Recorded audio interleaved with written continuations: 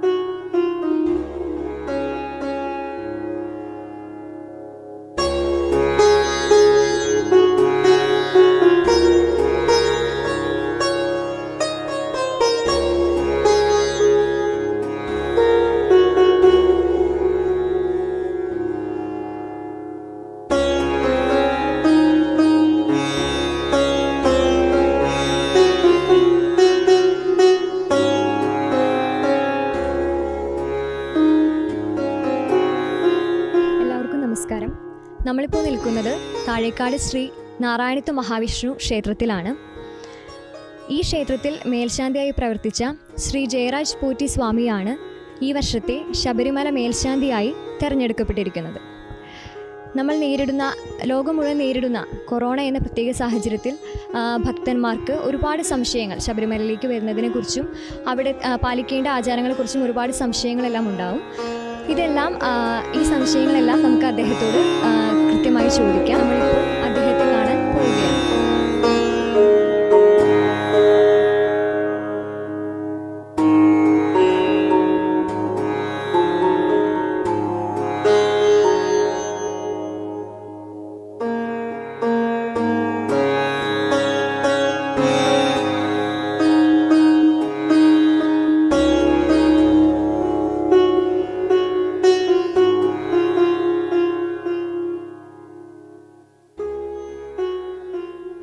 ശബരിമല മേൽശാന്തിയായി തിരഞ്ഞെടുക്കപ്പെട്ട ശ്രീ ജയരാജ് പോറ്റി സ്വാമിയാണ് ഇന്ന് നമ്മോടൊപ്പം ഉള്ളത്. നമുക്ക് അദ്ദേഹത്തെ സ്നേഹപൂർവ്വം സ്വാഗതം ചെയ്യാം.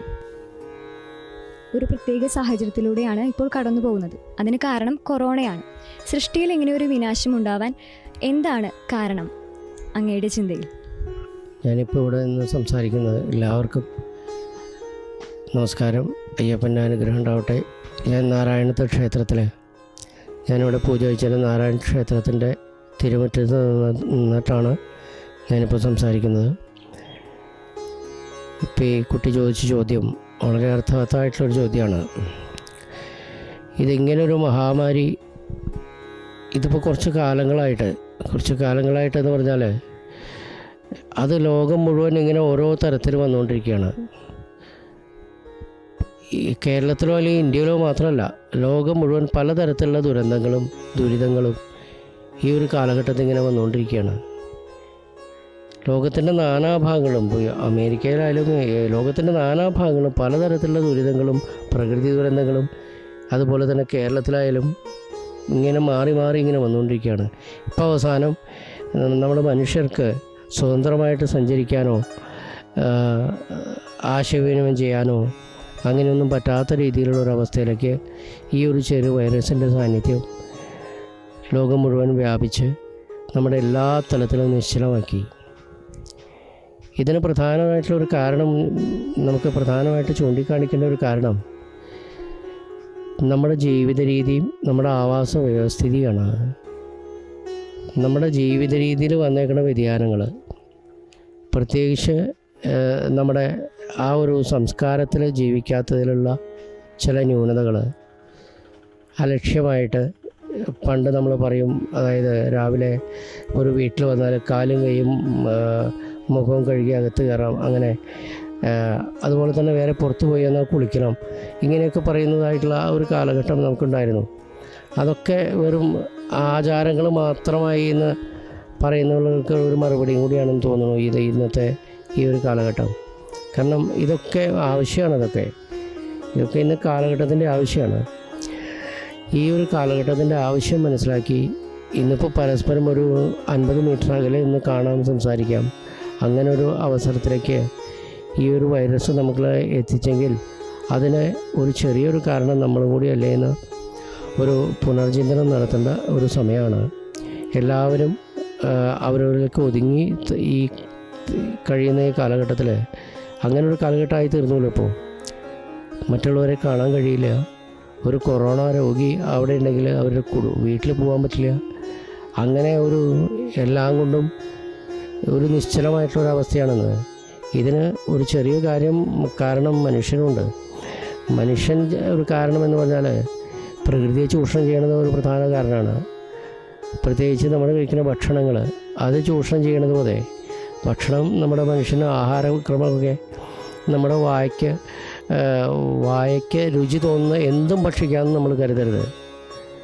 അതിപ്പോൾ നമ്മൾ ഈ പാമ്പിനെ പിടിച്ച് തിന്നുന്നതും പല്ലിയെ പിടിച്ച് തിന്നുന്നതും പാറ്റയെ തിന്നുന്നതും ഇതൊക്കെ തന്നെയുള്ള ഒരു സംസ്കാര രീതിയിലേക്കൊക്കെ മാറുമ്പോൾ എത്രത്തോളം മനുഷ്യൻ്റെ ജീവിതത്തിൽ ആ വൈറസിൻ്റെ സാന്നിധ്യം ഇങ്ങനെയൊക്കെ തന്നെയാണ് വരുന്നത്. അപ്പോൾ നമ്മുടെ ഭക്ഷണക്രമത്തിലും നമ്മുടെ ജീവിത രീതിയിലും മാറ്റങ്ങൾ വരുത്തേണ്ടതാണ് എന്നാണ് എനിക്ക് ഇതിനെക്കുറിച്ച് പറയാനുള്ളത്. ശബരിമല ശ്രീ ധർമ്മശാസ്താവിനെ കാണാനായിട്ട് കോടാനുകോടി ജനങ്ങളാണ് എല്ലാ വർഷവും ശബരിമലയിലേക്ക് എത്തുന്നത്. പക്ഷെ പല ഭക്തർക്കും ഈ വർഷം അങ്ങനെ എത്താൻ പറ്റിയെന്ന് വരില്ല. അപ്പം എന്തൊക്കെ ചിട്ടകളാണ് അവർ പാലിക്കേണ്ടത്? വരാൻ പറ്റാത്ത ഭക്തർ എന്തൊക്കെ ചിട്ടകളാണ് പാലിക്കേണ്ടത്? ഇന്ന് ഈ ലോകത്തെ മുഴുവൻ ഗ്രഹിച്ചു നിൽക്കുന്നതായിട്ടുള്ള ഈ ഒരു മഹാമാരി ശബരിമല തീർത്ഥാടനത്തിനെ വളരെയധികം ബാധിച്ചിട്ടുണ്ട്. അപ്പോൾ കോവിഡിൻ്റെ മാനദണ്ഡം അനുസരിച്ച് പലർക്കും ഇത്തവണത്തെ ശബരിമല മണ്ഡലകാലത്തെ തീർത്ഥാടനത്തിന് വരാൻ പറ്റാത്ത പലരുമുണ്ട്. അവരോട് നിയുക്ത ശബരിമല മേശാന്തി എന്നുള്ള നിലയ്ക്ക് എനിക്ക് പറയാനുള്ളത്, അവരവർ 41 ദിവസത്തെ വ്രതം എന്ന് പറഞ്ഞാൽ നമ്മുടെ ക്ഷേത്രത്തിൽ, പ്രധാന ക്ഷേത്രത്തിൽ, തട്ടകത്തെ ക്ഷേത്രത്തിൽ അവിടെ ദർശനം നടത്തുകയും അവനവൻ്റെ വീട്ടിൽ വൃശ്ചികം 1 മുതൽ ധനു 11 വരെയുള്ള ഒരു കാലഘട്ടത്തിൽ എല്ലാം വർജ്യം, മത്സ്യമാംസാദികൾ, മതമാത്സര്യങ്ങൾ, അയ്യപ്പ ദർശനങ്ങൾ എല്ലാം ഉൾക്കൊണ്ട്, അയ്യപ്പൻ്റെ ദർശനം തന്നെ അത് തന്നെയാണല്ലോ, നാനാത്വത്തിൽ ഏകത്വം, നാനാതരത്തിലുള്ള ആൾക്കാർ, പലതരത്തിലുള്ള ചിന്തകൾ, പലതരത്തിലുള്ള ഭാഷകൾ, ഇതെല്ലാം ഏകത്വം, അതാണ് ഭാരതം എന്നുള്ള സങ്കല്പം തന്നെ. ആ ഒരു സങ്കല്പം തന്നെയാണ് അയ്യപ്പനും. അപ്പോൾ അങ്ങനെയായിട്ടുള്ള അയ്യപ്പ ദർശനം ഉൾക്കൊണ്ട് വൃശ്ചികം 1-ാം തീയതി മുതൽ കുളിച്ച് ഒരു അയ്യപ്പൻ്റെ ഫോട്ടോ വെച്ച് ദിവസം ഒരു വിളക്ക് കത്തിച്ച് ഒരു മുദ്ര അണിക്കണമൊന്നും കുഴപ്പമില്ല. സ്വാമി ശരണമയ്യപ്പ എന്ന് പറഞ്ഞിട്ട് അയ്യപ്പൻ്റെ ഒരു മാല അണിയണമൊന്നും വിരോധമില്ല. അങ്ങനെ ഒരു മാല അണിഞ്ഞ് നമുക്ക് മണ്ഡലം 41 നിന്ന് ആ മാല ഊരി അയ്യപ്പൻ്റെ ഫോട്ടോൻ്റെ മുമ്പിൽ തന്നെ സമർപ്പിക്കുക. അപ്പോൾ ഇതൊക്കെ ഈ വ്രതങ്ങളൊക്കെ മനുഷ്യൻ്റെ ഈ മനോനില എന്ന് പറയും, മനുഷ്യൻ്റെ നില. നമുക്ക് സന്തോഷമുണ്ട്, സങ്കടമുണ്ട്, ദേഷ്യം വരും, പലരും മദ്യപാനം അങ്ങനെയുള്ള കാര്യങ്ങളൊക്കെ ഉണ്ടാവും, മത്സ്യമാംസാദികൾ വർജിക്കുക, ഇതൊക്കെ പ്രധാനമാണല്ലോ. ഈ വ്രതനിഷ്ഠകളിൽ പ്രധാനമായിട്ടുള്ള കാര്യങ്ങളാണ്. മനുഷ്യനെല്ലാം ചെയ്യാൻ സാധിക്കുമെന്ന് കാണിക്കുന്നതാണ് വ്രതം. എന്തും നമുക്ക് നിയന്ത്രിക്കാൻ മനുഷ്യന് സാധിക്കും. അപ്പോൾ ദേഷ്യം വരുന്ന ഒരാളിന്, സങ്കടം വരുന്ന ആളിനും അതൊക്കെ ആ വ്രത സമയത്ത് ഞാൻ അയ്യപ്പനാണെന്ന് തോന്നുമ്പോൾ ആ ഒരു വികാരം അത് മറ്റൊരു വ്രതത്തിനും ഇല്ല എന്നാണ് എൻ്റെ അഭിപ്രായം.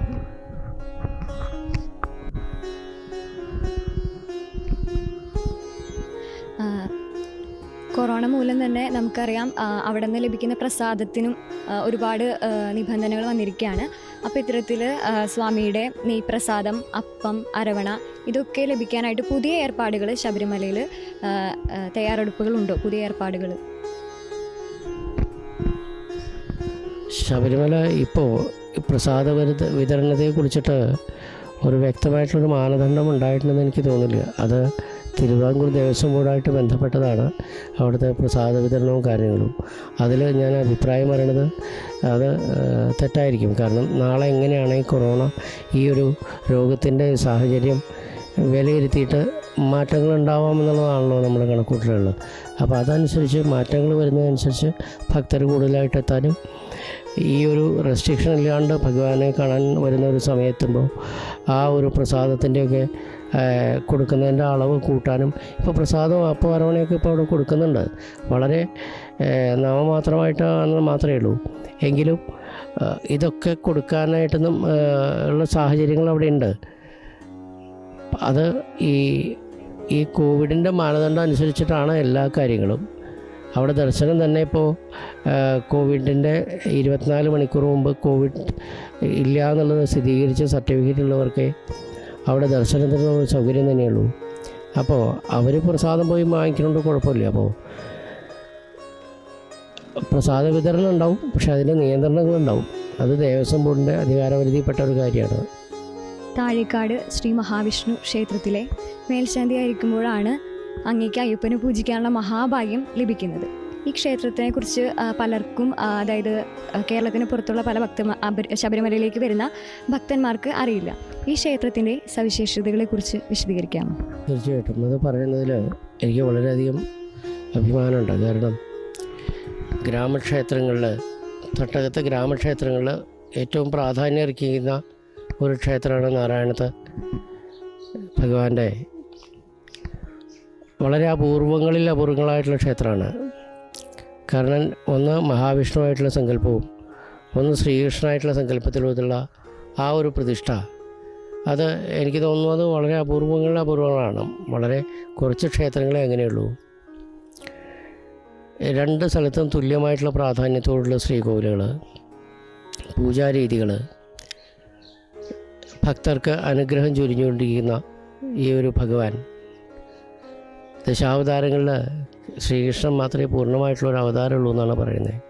അങ്ങനെയായിട്ടുള്ള ഒരു ശ്രീകൃഷ്ണൻ്റെ ദർശനം പലതരത്തിലുള്ള നാനാ ദുഃഖ നിവാരണത്തിനും മനുഷ്യൻ്റെ ദുഃഖങ്ങൾ അകറ്റാനും ഏറ്റവും വലിയൊരു കാര്യമാണ്. സുഖം എന്നുള്ള വാക്കിൻ്റെ അർത്ഥം തന്നെ ദുഃഖമില്ലാത്ത അവസ്ഥയ്ക്കാണ് സുഖം എന്നുള്ള വാക്കിൻ്റെ അർത്ഥം. മനുഷ്യന് വിഷമില്ലാത്ത ഒരു അവസ്ഥ, അതിനെയാണ് നമ്മൾ സുഖം എന്നുള്ള വാക്കുകൊണ്ട് നമ്മൾ ഉദ്ദേശിക്കുന്നത്. അപ്പോൾ നമുക്ക് എന്തിനാണ് നാരായണത്ത് ഭഗവാനെ ഭജിക്കുന്നത് എന്ന് ചോദിച്ചാൽ കുറേ ഭാഗ്യങ്ങളുണ്ടാവില്ല, സുഖം ഉണ്ടാവാനായിട്ട്, ദുഃഖമില്ലാത്ത അവസ്ഥ ഉണ്ടാവുക, അതിന് വേണ്ടിയിട്ടാണ്. അതിന് ഇന്ന് നാനാ തുറകളിലുള്ള ആൾക്കാരും, പ്രത്യേകിച്ച് ക്ഷേത്രത്തിൻ്റെ പ്രത്യേകത ഭഗവാനെ വിശ്വസിക്കുന്ന ആർക്കും ഇവിടെ ദർശനത്തിന് സൗകര്യം ഉണ്ടാവും എന്നുള്ളതാണ്. മറ്റു ക്ഷേത്രങ്ങളെ അപേക്ഷിച്ച് അതിൽ ഈ അയ്യപ്പ ദർശനം തന്നെ ഞാൻ ഈ ഒരു നാരായണത്ത് ഭഗവാനിലും നമ്മൾ കാണുകയാണ്. കാരണം മറ്റുള്ള ക്ഷേത്രങ്ങളിലൊക്കെ ദർശനത്തിന് റെസ്ട്രിക്ഷൻ ഉണ്ട്, ജാതി മതം അങ്ങനെയുള്ള റെസ്ട്രിക്ഷനൊക്കെ ഉണ്ട്. ഇവിടെ ഇപ്പോൾ അങ്ങനെ ഒരു നിബന്ധനയൊന്നുമില്ല. ഇവിടെ ഭഗവാനിൽ വിശ്വസിക്കുന്ന ഏതൊരു ഭക്തനും ഇവിടെ അമ്പലത്തിൽ അകത്ത് കയറി തൊഴാനായിട്ടുള്ള എല്ലാവിധ സൗകര്യങ്ങളുണ്ട്. ആരും ഇവിടെ അങ്ങനെ ഒരു മതത്തിൻ്റെ അല്ലെങ്കിൽ ഒരു ജാതിയുടെ വേലിക്കെട്ടിനകത്ത് നിന്നുകൊണ്ട് ആരും അവരെ തടയില്ല. ഭഗവാനിലെ, നാരായണത്ത് ഭഗവാനിലെ വിശ്വാസികൾക്ക് എല്ലാവർക്കും ഇവിടെ ദർശനത്തിനുള്ള സൗകര്യമുണ്ട്. അത് നാനാ തരത്തിലുള്ള ഹിന്ദു എന്നുള്ളൊരു ഇത് മാത്രമല്ല, അത് ഈ ഒരു സംസ്കാരം ഉൾക്കൊള്ളുകയും നമ്മുടെ ക്ഷേത്രത്തിൽ വിശ്വാസമുള്ളവർ ആരായാലും എൻ്റെ ഈ ഒരു സന്ദേശം എല്ലാവരും നാരായണത്ത് ഭഗവാനെ ദർശിക്കുക. അതുപോലെ തന്നെ അതിൻ്റെ അനുഭവങ്ങൾ നിങ്ങൾ നേരിട്ട് അനുഭവിച്ചറിയുക. ഞാൻ എൻ്റെ വാക്കുകളിലൂടെ പറയുമല്ലോ. ഇപ്പോൾ ഒരു ഉദാഹരണം, ഞാനിപ്പോൾ ഇരിക്കുന്ന ശബരിമല മേശാന്തി, നിയുക്ത മേശാന്തി എന്നുള്ള ആ ഒരു അനുഗ്രഹം തന്നെ ഈ ഭഗവാന് തന്നെയാണ്. ആ കാര്യത്തിൽ എനിക്ക് യാതൊരു സംശയമില്ല. അപ്പോൾ ഇതുപോലെയുള്ള ഭാഗ്യങ്ങൾ ഭഗവാൻ ചിലപ്പോൾ കുറച്ച് വൈകിയാവും തരിക. അപ്പോൾ അത് എല്ലാവർക്കും ഉണ്ടാവും. നാരായണത്ത് ഭഗവാനിൽ വിശ്വസിക്കുക എന്ന് മാത്രമേ എനിക്ക് പറയാനുള്ളൂ. ശബരിമലയിലേക്ക് പോകുന്ന ഭക്തർക്ക് ഒരു ഇടത്താവളം എന്ന നിലയിൽ വരാൻ പറ്റുന്ന ഒരു സ്ഥലമാണ് ശ്രീനാരായണത്ത് മഹാവിഷ്ണു ക്ഷേത്രം താഴേക്കാടുള്ള. അപ്പോൾ കാരണം യാത്രാ സൗകര്യങ്ങളും വളരെയധികം അടുത്താണ്. ഇവിടെ ഇരിഞ്ഞാലക്കുട, ചാലക്കുടി തുടങ്ങിയ മേഖലകളിൽ നിന്ന് കൃത്യമായ ഒരു അകലമേ ഈ ക്ഷേത്രത്തിലേക്ക് ഉള്ളൂ. അപ്പോൾ അതുമായി ബന്ധപ്പെട്ട് ശബരിമലയിൽ പോകുന്ന ഭക്തരോട് ഈ ക്ഷേത്രത്തിലേക്ക് എത്താനുള്ള സൗകര്യങ്ങളെക്കുറിച്ചൊന്ന് വിശദീകരിക്കാം. ക്ഷേത്രത്തിൽ നമുക്കിവിടെ ഒരുപാട് സൗകര്യങ്ങളുണ്ട്. നമുക്ക് കെട്ടുനിറയ്ക്കാനായാലും അതുപോലെ തന്നെ വാഹനങ്ങൾ പാർക്ക് ചെയ്യാനായാലും ഭക്ഷണം കഴിക്കാനായിട്ടായാലും ഒക്കെ എല്ലാ തരത്തിലുള്ള സൗകര്യങ്ങളും നമ്മുടെ ക്ഷേത്രത്തിലുണ്ട്. ഇപ്പോൾ ഈ അടുത്ത് നാഷണൽ ഹൈവേയുടെ അടുത്ത് ഏറ്റവും സൗകര്യമുള്ളൊരു സ്ഥലമാണ് നമ്മുടെ ക്ഷേത്രം. അത്രയും അത് വളർന്നു. ഇന്നത്തെ ഈ രോഗ സാഹചര്യം പ്രധാനമായിട്ട് വരുന്നത് കൂട്ടായിട്ട് ആൾക്കാർ നിൽക്കണമെന്നാണ് കൂടുതലായിട്ട് രോഗം വരണേ. ഇപ്പോൾ ഈ ആരോഗ്യ മാനദണ്ഡങ്ങളൊക്കെ പാലിച്ച് നിൽക്കാനായിട്ട് സാധിക്കുന്ന ഒരു സ്ഥലമാണത്. കെട്ടുനിറയായാൽ പോലും ഒരു 50 പേരിരുന്ന് കെട്ടുനിറയ്ക്കുന്നുണ്ടെങ്കിൽ അത് നമുക്കൊരു 6 അടി അകലാണ് സർക്കാർ പറയണമെങ്കിൽ 10 അടി അകലത്തിൽ നമുക്കിരുന്ന് കെട്ടുനിറയ്ക്കാനും അങ്ങനെയൊക്കെയുള്ള സൗകര്യങ്ങളുള്ള ഒരു ക്ഷേത്രമാണ്. അപ്പോൾ ഈ സൗകര്യങ്ങൾ രാജ്യത്തിൻ്റെ നാനാഭാഗത്തുള്ള ഭക്തജനങ്ങളും അത് ഉപയോഗിക്കണം. ഇവിടെ എത്തി ഇവിടെ ആവശ്യത്തിന് ജലം, അതുപോലെ തന്നെ അതിനുള്ള പ്രാഥമിക ആവശ്യങ്ങൾക്കുള്ള സൗകര്യങ്ങൾ എല്ലാം ഇവിടെയുണ്ട്. ക്ഷേത്രം നട തുറന്നിരിക്കുന്ന സമയത്തൊക്കെയാണ് ഈ ഭഗവാനെ തൊഴാം. ക്ഷേത്രം നട തുറന്നിരിക്കാത്ത സമയത്തും നിങ്ങൾ ഇവിടുത്തെ കോൺടാക്റ്റ് നമ്പറിൽ ഇവിടെ ഭഗവാനെ ദർശനത്തിനല്ല, ഇവിടെ ഇടത്താവളമായിട്ട് ഇവിടെ ഒന്ന് വിശ്രമിച്ച്, ഉച്ച സമയത്താണ് ഇവിടെ വരുന്നതെന്നുണ്ടെങ്കിൽ ഇവിടെ ഒന്ന് വിശ്രമിക്കണം എന്നുണ്ടെങ്കിൽ ക്ഷേത്രാധികാരികളെ അറിയിച്ചാൽ അതിനുള്ള സൗകര്യങ്ങളെല്ലാം അവർ ചെയ്തു കൊടുക്കും. അതിന് പ്രത്യേകിച്ച് ഒന്നും ആവശ്യമില്ല. അതെല്ലാവരും ഉൾക്കൊള്ളണം. ഈ ഒരു ഭാഗ്യം നിങ്ങൾക്കുണ്ടാവട്ടെ ഭഗവാന്റെ.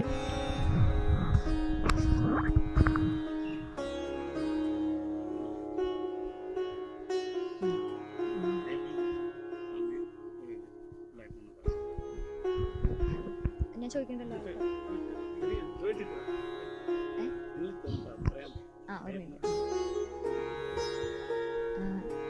സ്വാമി അയ്യപ്പനെ കുറിച്ച് 2 വാക്ക്. സ്വാമി അയ്യപ്പനെ കുറിച്ച് പറയുകയാണെങ്കിൽ ഇന്ന് മുഴുവൻ ഇരുന്ന് പറയാനുള്ള വിഷയമുണ്ട്. കാരണം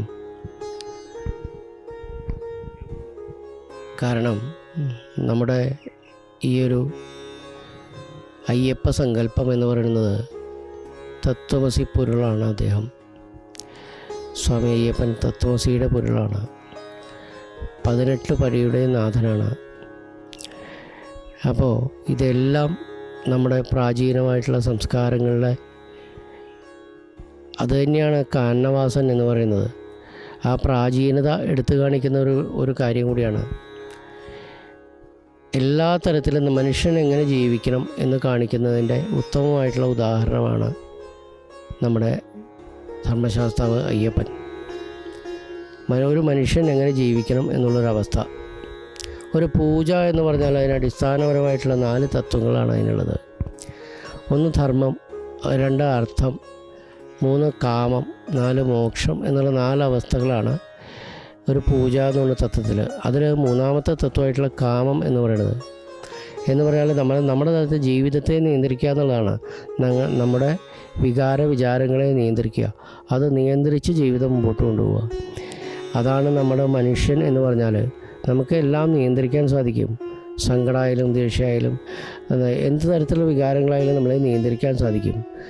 അതിൽ വരുന്ന ഈ മൂല്യച്യുതികളാണ് ഇന്ന് നാനാലോകത്തും അനുഭവിക്കുന്ന പലതരത്തിലുള്ള വാർത്തകളും. ഇതൊക്കെ നമ്മൾ കേൾക്കേണ്ടി വരുന്നത് ഇതിൻ്റെ ഇന്നത്തെ സംസ്കാരത്തിലുള്ള മൂല്യച്യുതികളാണ്. അത് അയ്യപ്പ ദർശനത്തിൽ കൂടെ മാത്രമേ നമുക്ക് പൂർണ്ണമായിട്ട് നമുക്ക് മനസ്സിലാവുള്ളൂ. പിന്നെ നമ്മുടെ ഭാരതത്തിൻ്റെ സങ്കല്പം തന്നെ അത് തന്നെയാണല്ലോ. നമ്മുടെ പല വ്യത്യസ്ത രാജ്യങ്ങൾ, വ്യത്യസ്ത നാടുകൾ, വ്യത്യസ്ത രീതിയിലുള്ള ഭാഷകൾ. ഇപ്പോൾ കേരളത്തിൽ 2 കാസർഗോഡ് പോയി കഴിഞ്ഞാൽ അവിടെ സംസാരിക്കുന്ന ഭാഷ നമുക്ക് മനസ്സിലാവില്ല എന്ന് പറഞ്ഞ പോലെ പലതരത്തിലുള്ള കാര്യങ്ങളുണ്ട്. പക്ഷേ ഇതിൽ ഏകത വരിക, അതാണ് അയ്യപ്പ ദർശനവും. അങ്ങനെ മനുഷ്യനെ മനുഷ്യനായിട്ട് കാണാൻ പഠിപ്പിക്കുന്ന മനുഷ്യനാണ് അയ്യപ്പൻ. മാലയിടുന്ന ഭക്തനും സ്വാമിയും ഭഗവാനും മറ്റോ രണ്ടല്ല. ഞാൻ നീ തന്നെയാണ്, നീ അല്ലെങ്കിൽ നീ ഞാൻ തന്നെയാണെന്ന് പറയുന്ന ആ ഒരു തത്വം വേറെ എവിടെയും നമുക്ക് ദർശിക്കാൻ പറ്റില്ല. ഈ ദർശനങ്ങളെല്ലാം നമ്മുടെ ജീവിതത്തിൽ നമ്മൾ ഉൾക്കൊണ്ട് നമ്മൾ ജീവിക്കുകയാണെങ്കിൽ ജീവിതത്തിൽ ദുഃഖങ്ങളുണ്ടാവില്ല, കുടുംബത്തിൽ അസന്തുഷ്ടികളുണ്ടാവില്ല, സ്വസ്ഥമായിട്ടും സമാധാനപരമായിട്ടുള്ളൊരു ജീവിത രീതി നമുക്ക് കെട്ടിപ്പടുക്കാൻ ഈ അയ്യപ്പ ദർശനം നമുക്ക് കൂട്ടായിരിക്കും. ആ ദർശനം തന്നെയാണ് ഇപ്പോൾ അവരുടെ കാര്യങ്ങളായാലും അയ്യപ്പൻ്റെ ദർശനങ്ങളായാലും ഒക്കെ നമ്മൾ കാണിക്കുന്നത്. ആ നമ്മൾ മതവാത്സര്യങ്ങൾ ഒഴിവാക്കാനായിട്ട് നമ്മളെ മതങ്ങളല്ല മനുഷ്യരാണ് എന്നുള്ളത് ആ ഒരു സങ്കല്പം എടുത്തു കാണിക്കാൻ വേണ്ടിയിട്ടാണ് ഇങ്ങനെയുള്ള കഥകളെല്ലാം ഉള്ളത്. അപ്പോൾ മനുഷ്യനെ മനുഷ്യനായി കാണുക എന്നുള്ളതാണ് അയ്യപ്പൻ്റെ ഒരു തത്വം. ആ തത്വം എല്ലാവർക്കും എത്തിക്കാനായിട്ട് അയ്യപ്പ ദർശനങ്ങൾ സാധിക്കും. അപ്പോൾ പൂർണ്ണമായിട്ടും അയ്യപ്പൻ്റെ മനസ്സർപ്പിച്ച് വ്രതനിഷ്ഠയോടുകൂടി ശബരിമല ക്ഷേത്ര ദർശനം നടത്തുക എന്നൊരഭിപ്രായമാണ് എനിക്ക് പറയാനുള്ളത്. മറ്റ് സംസ്ഥാനങ്ങളിലെ ഭക്തന്മാർക്ക് ദർശനം നടത്തുന്നതിനും പ്രസാദം സ്വീകരിക്കുന്നതിനും ഒരുപാട് നിബന്ധനകളുള്ള കാലഘട്ടമാണിത്. ഇതുമായി ബന്ധപ്പെട്ട് ശബരിമലയിൽ ഉറപ്പുവരുത്തുന്ന പുതിയ സൗകര്യങ്ങൾ എടുത്തു പറഞ്ഞാൽ ഓൺലൈൻ സൗകര്യങ്ങൾ ലഭ്യമാണ്. ഇതിപ്പോൾ നമ്മളൊന്നുമല്ലോ ഇതിൻ്റെ ഈ കാലഘട്ടത്തിൻ്റെ ഒരു അനിവാര്യതയാണ് ഇന്നത്തെ ഒരു നിബന്ധനകൾക്ക് പ്രധാന കാര്യം. അപ്പോൾ അത് പാലിച്ച് നമ്മൾ ഇരിക്കണമല്ലോ. ഓൺലൈനിൽ പ്രസാദം കിട്ടാനുള്ള സൗകര്യങ്ങളുണ്ട്. അതുപോലെ തന്നെ ദർശനത്തിനും അവിടെ ഒരു ദിവസം ഇത്ര പേരെന്ന് വെച്ച് ഇപ്പോൾ റെസ്ട്രിക്ഷൻ വെച്ചിട്ടുണ്ടെങ്കിലും ഒരു പക്ഷേ അതിന് മാറ്റങ്ങൾ ഉണ്ടായേക്കാം. അതിനെക്കുറിച്ചൊരു അഭിപ്രായം പറയാനായിട്ട് ഇന്ന് എനിക്ക് സാധിക്കില്ല. അതിന് മാറ്റങ്ങൾ ഉണ്ടാവും എന്നുള്ളതാണ് പൊതുവെയുള്ള അറിയുന്നത്. എനിക്ക് തോന്നുന്നു ഒരുപക്ഷെ ഈ അടുത്ത മകരവിളക്ക് കാലത്തോടുകൂടി ഈ കോവിഡിൻ്റെ ഈ രോഗസ്ഥിതി എല്ലാം മാറി പൂർണ്ണമായിട്ട് ശബരിമല പഴയ പോലെയുള്ള ദർശനത്തിന് സൗകര്യം കൊടുക്കുന്നതായിട്ടുള്ളൊരവസ്ഥ ഭഗവാൻ ഉണ്ടാക്കും എന്നുള്ളതാണ് എൻ്റെ വ്യക്തിപരമായിട്ടുള്ളൊരു കാഴ്ചപ്പാട്. അപ്പോൾ അങ്ങനെ ഇരിക്കുന്ന അവസ്ഥയിൽ പ്രസാദം ഇപ്പോൾ ദേവസ്വം ബോർഡിൻ്റെ വെബ്സൈറ്റിൽ നോക്കിയാൽ നിങ്ങൾക്ക് പ്രസാദം എന്ന് വെറുതെ അടിച്ച് നോക്കിയാൽ നമുക്കറിയാൻ പറ്റും. അവിടുത്തെ വഴിപാട് നിരക്കറിയാൻ പറ്റും. നിങ്ങളുടെ നാൾ, നക്ഷത്രം, പേര് ഇതെല്ലാം കൊടുത്തു കഴിഞ്ഞാൽ നിങ്ങൾക്ക് പോസ്റ്റിൽ വിഭൂതി പ്രസാദം തരാനായിട്ടുള്ള സൗകര്യങ്ങളെല്ലാം തിരുവിതാംകൂർ ദേവസ്വം ബോർഡിൻ്റെ ഭാഗത്തുനിന്ന് ഉണ്ടെന്നുള്ളതാണ് എൻ്റെ അറിവ്. ശബരിമല ശ്രീ മണികണ്ഠസ്വാമിയുടെ ദിവ്യദർശനമായ മകരജ്യോതി ഭക്തജനങ്ങൾക്ക് കണ്ടുതൊള്ളാൻ ഈ വർഷം എന്തെങ്കിലും പുതിയ മാർഗങ്ങളുണ്ടോ? പ്രധാനമായും ആന്ധ്ര, തമിഴ്നാട് സംസ്ഥാനങ്ങളിൽ നിന്നുള്ള ഭക്തന്മാർക്ക്. ഇതെല്ലാം കോവിഡിൻ്റെ ഇന്നത്തെ മഹാമാരിയുടെ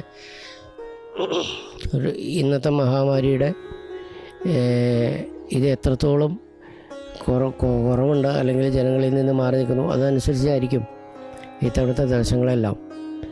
എനിക്ക് തോന്നുന്നു മകരവിളക്കിന് 10,000 പേർക്ക് ദർശനത്തിനുള്ള സൗകര്യമാണെന്ന് തോന്നുന്നു എനിക്ക് ഇപ്പോൾ ദേവസ്വം ബോർഡ് ഒരുക്കിയിരിക്കുന്നത്. പക്ഷേ ഞാൻ നേരത്തെ പറഞ്ഞല്ലോ, ഈ മാനദണ്ഡങ്ങളെല്ലാം മകരവിളക്കാകുമ്പോഴേക്കും മാറി എല്ലാവർക്കും ദർശനത്തിനുള്ള സൗകര്യം അയ്യപ്പനോട് ഉണ്ടാക്കും. അത് അയ്യപ്പനാണല്ലോ, അയ്യപ്പനോട് തീർച്ചയായിട്ടും ഉണ്ടാക്കും. അപ്പോൾ ഇന്നിപ്പോൾ അതിനൊരു റെസ്ട്രിക്ഷൻ ഉണ്ട്. സർക്കാർ ഒരു റെസ്ട്രിക്ഷൻ വെച്ചിട്ടുണ്ട് ദേവസ്വം ബോർഡ്. മറ്റ് സംസ്ഥാനങ്ങളിൽ വരുന്നവരും വെർച്വൽ ബുക്ക് ചെയ്യണം. അതുപോലെ തന്നെ 24 മണിക്കൂർ മുമ്പ് കോവിഡ് ടെസ്റ്റ് നടത്തിയിരിക്കുന്ന സർട്ടിഫിക്കറ്റ് ആവശ്യമാണ്. അത് ഞാൻ പോണേ എനിക്ക് ഒരാവശ്യമാണ്. നിയമങ്ങളെല്ലാവർക്കും ബാധകമാണല്ലോ. അപ്പോൾ അതനുസരിച്ച് അന്യ സംസ്ഥാനങ്ങളിൽ നിന്ന് വരുന്നവർക്കും നിയമം ബാധകമാണ്. നിയമം എന്തിനു വേണ്ടിയിട്ടാണെങ്കിൽ നമ്മുടെ നന്മയ്ക്ക് വേണ്ടി തന്നെയാണ്. നിയമങ്ങളെല്ലാം നമ്മുടെ ഒരു രോഗി കടന്നു പോയാൽ 100 ആൾക്കത് പകരാം. അപ്പോൾ അതുണ്ടാവാതിരിക്കാൻ വേണ്ടി സർക്കാർ ഉണ്ടാക്കുന്ന നിയമങ്ങളെല്ലാം അല്ലെങ്കിൽ ദേവസ്വം ബോർഡ് ഉണ്ടാക്കുന്ന നിയമങ്ങളെല്ലാം പാലിക്കാൻ അതിന് മേശാന്തിന്നോ അല്ലെങ്കിൽ ഭക്തരെന്നുള്ള വ്യത്യാസം അതും അയ്യപ്പ ദർശനം തന്നെയാണ്. ഞാനും നീയും ഭേദമൊന്നുമില്ല അതിന്. അപ്പോൾ അതും അയ്യപ്പ ദർശനത്തിൻ്റെ ഒരു കാഴ്ചപ്പാടായിട്ട് നമുക്ക് കണക്കാക്കാം. ഇത്രയും നേരം അങ്ങയുടെ വിലപ്പെട്ട സമയം ഞങ്ങൾക്ക് വേണ്ടി ചെലവഴിച്ചതിൽ വളരെയധികം നന്ദി അറിയിക്കുന്നു. നന്ദി, നമസ്കാരം. എല്ലാവർക്കും ലോകത്തിൻ്റെ നാനാഭാഗത്തുള്ള അയ്യപ്പ ഭക്തർക്ക് വേണ്ടി എൻ്റെ പ്രാർത്ഥന. ഇന്ന് നമ്മുടെ നിശ്ചലമാക്കിയ നമ്മുടെ അവസ്ഥ, നമ്മുടെ നാടിൻ്റെയും അതുപോലെ നമ്മുടെ ലോകത്ത് തന്നെ ഈ ഒരു ചെറിയ വൈറസ് നിശ്ചലമാക്കിയ അവസ്ഥ. ശബരിമല തീർത്ഥാടനം ഒരു മുഖ്യ വിഷയമാണ്. അതിലുപരി സ്കൂൾ വിദ്യാഭ്യാസം, നമ്മുടെ കച്ചവട ബിസിനസ് എല്ലാ തലത്തിലും നിശ്ചലമാക്കിയ ഒരു അവസ്ഥയിൽ നിന്ന് അതിൽ നിന്ന് കരകയറി വന്ന് ഒന്നുമില്ലെങ്കിൽ ഇതിന് മെഡിസിൻ കണ്ടെത്തണം, അല്ലെങ്കിൽ ഈ രോഗം തുടച്ചു നീക്കപ്പെടണം. ഇതെല്ലാം നമ്മുടെ ഒരു ആവശ്യകതയാണ്. ഇതിനു വേണ്ടിയിട്ടുള്ള ഒരു പ്രാർത്ഥനയാവട്ടെ. ഇന്ന് എല്ലാം നല്ലതിന് വേണ്ടിയാണെന്ന് വിശ്വസിക്കാം. എല്ലാവർക്കും നന്മയുണ്ടാവട്ടെ. ശബരിമല ധർമ്മശാസ്താവിൻ്റെയും നാരായണത്ത് ഭഗവാന്റെയും എല്ലാവർക്കും അനുഗ്രഹം ഉണ്ടാവട്ടെ എന്ന് പ്രാർത്ഥിക്കാൻ ഞാൻ സമയം വിനിയോഗിക്കട്ടെ. എല്ലാവർക്കും നന്ദി, നമസ്കാരം. സ്വാമിയേ ശരണമയ്യപ്പ.